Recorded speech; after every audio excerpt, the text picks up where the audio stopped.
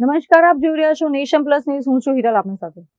વર્તમાન સમયમાં મહિલાઓ સામે વધી રહેલા અત્યાચારો અને સામાજિક દૂષણો સામે દીકરીઓને સજાગ કરવા માટે રાષ્ટ્ર સેવિકા સમિતિ દ્વારા એક વિશેષ કાર્યક્રમ યોજાયો હતો, જેમાં સાવલી અને વડોદરાની 100 જેટલી દીકરીઓ માટે ગુજરાતી ફિલ્મ બેહદનો સ્પેશિયલ શો યોજવામાં આવ્યો હતો.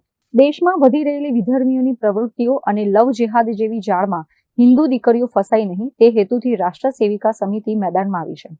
સમિતિ દ્વારા સાવલી તાલુકાની 70 અને વડોદરાની 30 મળીને કુલ 100 દીકરીઓને સુરક્ષિત રીતે વડોદરાના ફતેગંજ સ્થિત 7 સીઝ સિનેમા ખાતે લાવીને બેહદ ફિલ્મ બતાવવાની વ્યવસ્થા કરવામાં આવી હતી.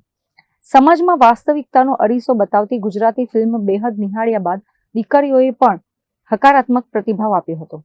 સમિતિના હોદ્દેદારોના જણાવ્યા મુજબ દીકરીઓ માનસિક રીતે મજબૂત બને અને છેતરાય નહીં તે માટે આ સામાજિક જાગૃતિનો પ્રયાસ કરવામાં આવ્યો છે. મહિલા સુરક્ષા એ માત્ર કાયદાનો જ નહીં પરંતુ સામાજિક સતર્કતાનો પણ વિષય છે તેવો સંદેશ આ કાર્યક્રમ દ્વારા આપવામાં આવ્યો હતો.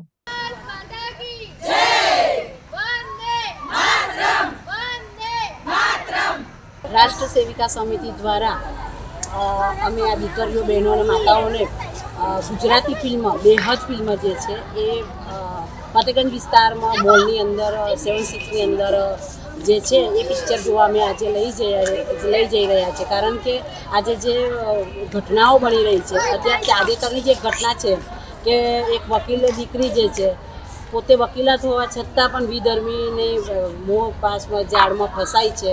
એટલે હવે આપણી માસૂમ દીકરીઓ ફસાય ને એના માટે આ ફિલ્મ જોવી ખૂબ જરૂરી છે અને એનાથી આપણો એક સારો વિચાર પહોંચે એના માટે અમે આ પ્રયત્ન કર્યો છે.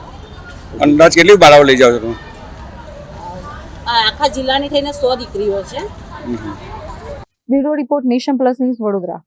સમાચારોનો સતત અપડેટ મેળવવા માટે અમારી નેશન પ્લસ ન્યૂઝની યુટ્યુબ ચેનલને સબસ્ક્રાઇબ કરો, બેલ આઇકન દબાવો અને જોડાયેલા રહો ફેસબુક, ઇન્સ્ટાગ્રામ અને ટ્વિટર પર.